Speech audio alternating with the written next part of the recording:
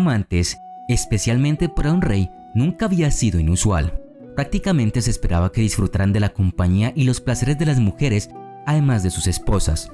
El matrimonio era para tener hijos y asegurar la línea familiar, pero las amantes eran para divertirse, tener relaciones y compañía. Pero siempre se había entendido, al menos en Inglaterra, que estos enlaces serían algo privados.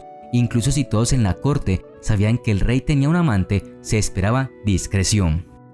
La mayoría cree que la figura de amante real se remonta a Agnès Sorel, la amante de Carlos VII a mediados del siglo XV. Sin embargo, sus contemporáneos no reconocieron ese papel. Más bien, en el siglo XVI, Agnès se convirtió en una especie de celebridad póstuma y modelo a seguir para mujeres poderosas.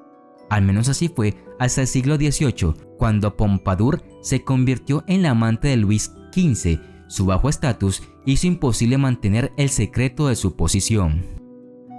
Por ejemplo, los diplomáticos que querían llegar al rey Luis XV a mediados del siglo XVIII tenían que pasar por Madame de Pompadour, que se reunía con ellos mientras se maquillaba en público. Aunque el título oficial de Pompadour era el de amante del rey francés, ella solo se acostó con él durante los primeros años de su relación de 20 años. Por el resto, fue la asesora política y confidente más cercana del rey. Pompadour fue la primera mujer en ostentar un título oficial de este tipo. Sin embargo, su título reflejaba un papel que las amantes habían desempeñado en los reinos europeos durante siglos como figuras políticas de alto nivel en la corte del rey. Si bien este papel era menos formal en Inglaterra que en Francia, en ambas monarquías, la persona con mayor influencia sobre las decisiones del rey era quien escuchaba, y quien más para eso que su amante. Y en parte también porque los matrimonios se arreglaban para obtener ganancias políticas y no para el compañerismo personal. El adulterio todavía estaba mal visto, y los reyes podían ser depuestos si parecían actuar de manera demasiado inmoral. Pero la mayoría de la gente toleraba que un rey tuviera un amante a la vez. Por lo tanto, estas mujeres no estaban siendo conducidas en silencio por las escaleras traseras a las cámaras del rey, y su lugar como amantes del rey ciertamente no eran un secreto, ni en la corte ni en público. El rey hacía desfilar a sus amantes donde quiera que iba, paseando por los parques, en los bailes y alrededor del palacio.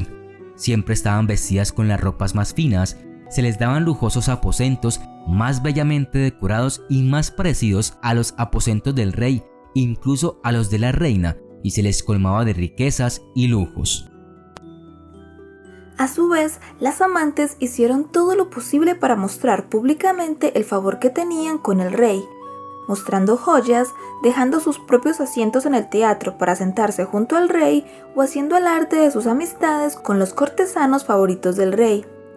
Estas demostraciones muy deliberadas estaban diseñadas para reforzar su posición y llamar la atención sobre el lugar envidiable que ocupaban. Si alguien las criticaba o desafiaba, solo tenían que recordar a sus enemigos la estima que el rey tenía por ellas. Si esos cortesanos querían salir adelante con el rey, primero sería mejor que apaciguaran a la amante favorecida. Eran la crème de la alta sociedad y fueron amadas u odiadas. Cada una de ellas era conocida por prácticamente todo el mundo en el reino y a veces más allá. Anteriormente, la sexualidad y la inmoralidad habían estado vinculadas a las clases bajas, pero ahora la aristocracia, una vez moralmente superior, sucumbía a la tentación, el sexo y la frivolidad.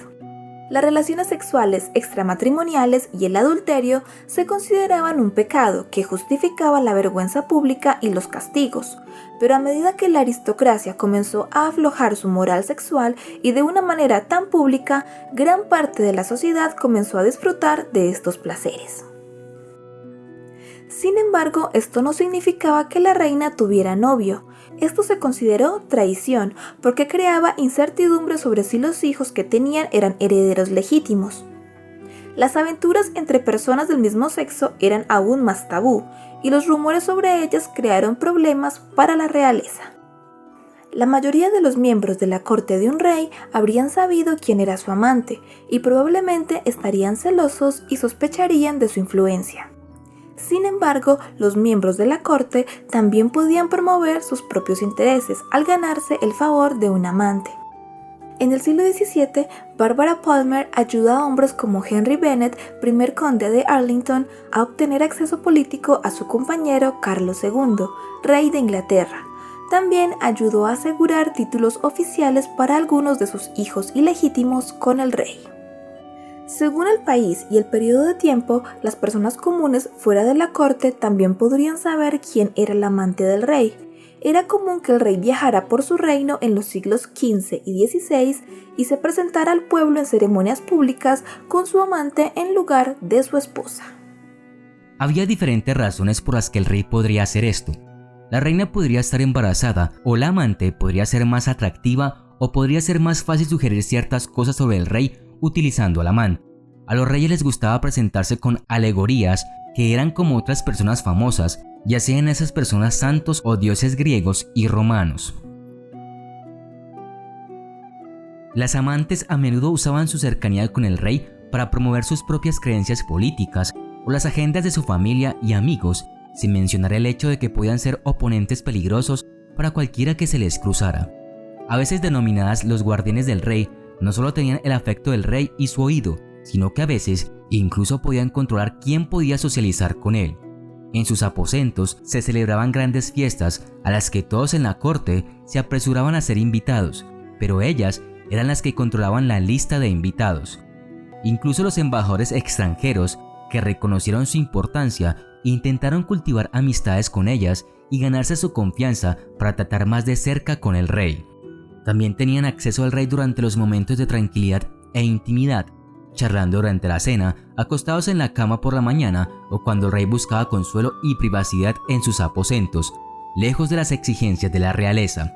Esta era una relación que los cortesanos masculinos nunca podrían esperar tener. Pero su poder no debía ser sobreestimado. Cualquiera que creyera que se podía persuadir al rey para que hiciera algo que no deseaba hacer, se equivocaría lamentablemente. La política en la corte era despiadada y personal, y todos luchaban por su lugar al lado del rey. Por supuesto, no todos estaban contentos con el poder que tenía la amante del rey. A medida que el brillo de la monarquía restablecida comenzó a desvanecerse y se prestó más atención al verdadero papel de estas mujeres, la gente expresó cada vez más su preocupación por la influencia que las amantes tenían sobre el rey. Temían que estuvieran distrayendo al rey de importantes asuntos de estado y nublando su juicio cuando se trataba de disputas internacionales. Por ejemplo, los consejeros y ministros de Carlos II de Inglaterra lamentaron el poder político que tenían y odiaron que con tanta frecuencia superaran a los hombres de la corte cuando se trataba de influir en la toma de decisiones del rey. A veces podían sacar provecho las mujeres, pero la mayoría de las veces las veían como enemigas peligrosas y manipuladoras. Además de los cortesanos, muchos miembros del público, grupos religiosos y facciones políticas estaban hartos de las amantes, pero independientemente de la opinión que la gente tuviera de las amantes, el hecho era que estaban allí para quedarse. Con razón o sin ella, las amantes reales influyeron en el funcionamiento de la corte, el país y la política exterior.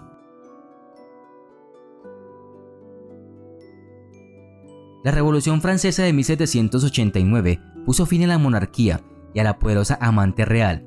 Las vidas de Madame du Barry y María Antoniette terminaron en el caldazo. La revolución puso al descubierto las contradicciones imposibles en la posición del amante real. La amante era el emblema privilegiado de la teatralidad y el secretismo en la política, que solo funcionaba en una política basada en esos elementos. El nuevo orden político rechazó el secretismo y el disimulo, valorando la transparencia y el comportamiento natural.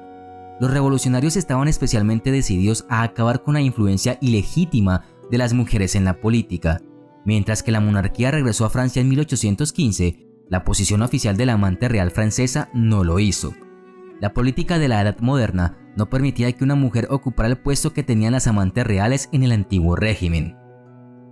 Por otro lado, en Inglaterra, los reyes continuaron teniendo amantes hasta el siglo XX, como por ejemplo Eduardo VIII, quien sostuvo relaciones incluso con mujeres casadas como Freda Dudley y Lady Thelma Furness. Pero ya no eran la figura influyente y política de antes, simplemente eran relaciones no más allá de lo carnal.